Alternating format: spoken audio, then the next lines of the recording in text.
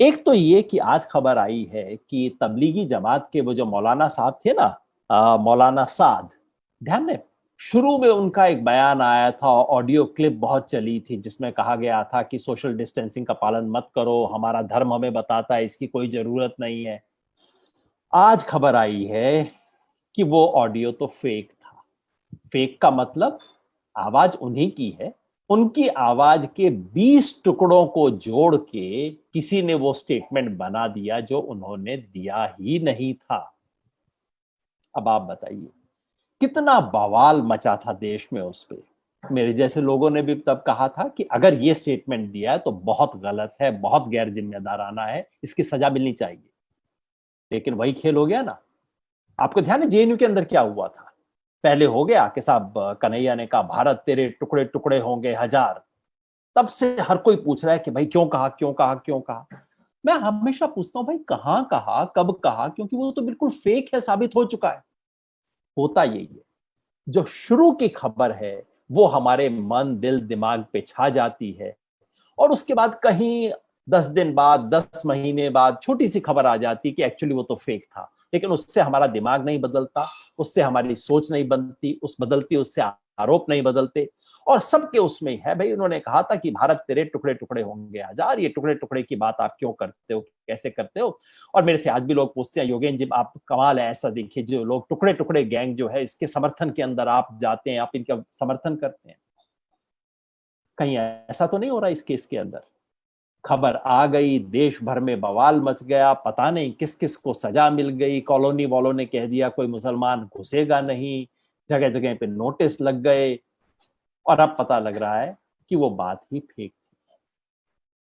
ये खबर फेक नहीं थी कि वहां पे वायरस था, ये खबर फेक नहीं है कि वायरस उनके तरीके से फैला, ये खबर फेक नहीं है कि उसकी वजह से वायरस फैलने से नुकसान हुआ और उसको कंट्रोल करना चाहिए।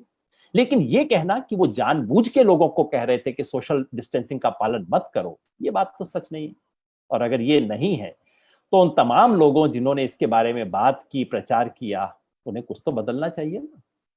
और ऐसे संकट के समय देखिए, एक तो है कि गलतफहमी में आपने कोई चीज चला दी, मगर किसी की वॉइस के 20 टुकड़ों को तोड़ तोड़ के साथ में इकट्ठा करके एक क्लिप बनाना, सोचिए कितने खतरनाक दिमाग का काम रहा होगा। कौन है वो व्यक्ति जो बैठ के कोई फैक्ट्री चला रहा है, जो बैठ के इसका काम कर रहा है, जो बैठ के ऐसी खतरनाक किस्म की क्लिप बना रहा है जिससे कि देश में नफरत फैले।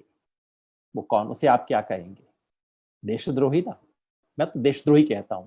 सबसे बड़ा देशद्रोह ये है इस वक्त जबकि देश में इतना बड़ा संकट है, इस संकट में देशवासियों को एक दूसरे से लड़ाने की कोशिश करना और उसके लिए झूठी घृणा की सामग्री तैयार करना, इससे बड़ा देशद्रोह क्या हो सकता है? जांच होनी चाहिए, सजा होनी चाहिए।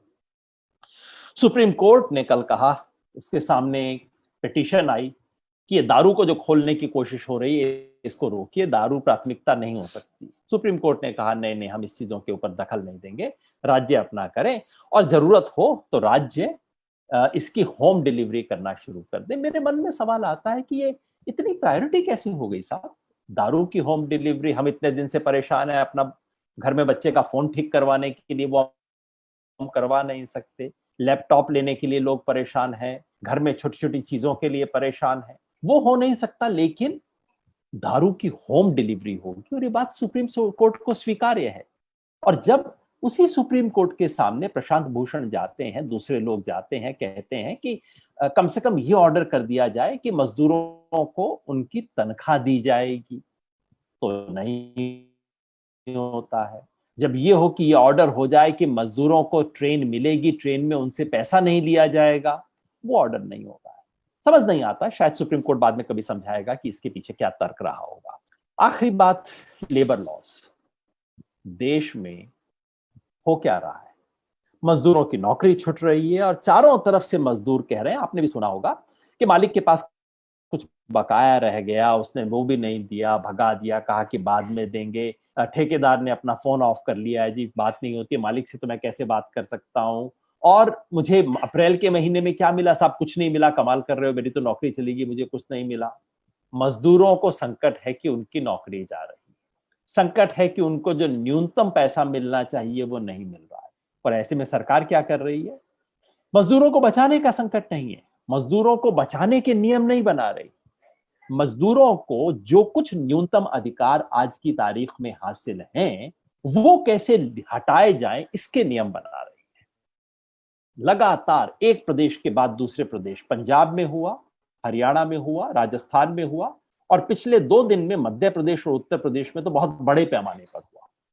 एक झटके में सारे लेबर कानून बदले जा रहे हैं। इससे क्या फायदा होगा? वैसे एक बात मैं कहूं, लेबर कानूनों में बदलाव का मैं पक्षधर रहा हूं, काफी समय से मैं कहता रहा हूं हमारे लेबर कानून अच्छे नहीं है, उनको ठीक करना चाहिए। लेकिन जो ये चेंजेस हो रहे हैं, क्या ये ठीक है? इसके बारे में विचार करने की जरूरत है। खबरों में बने रहने के लिए फोरम 4 को सब्सक्राइब करें और नोटिफिकेशन पाने के लिए बेल आइकन दबाएं।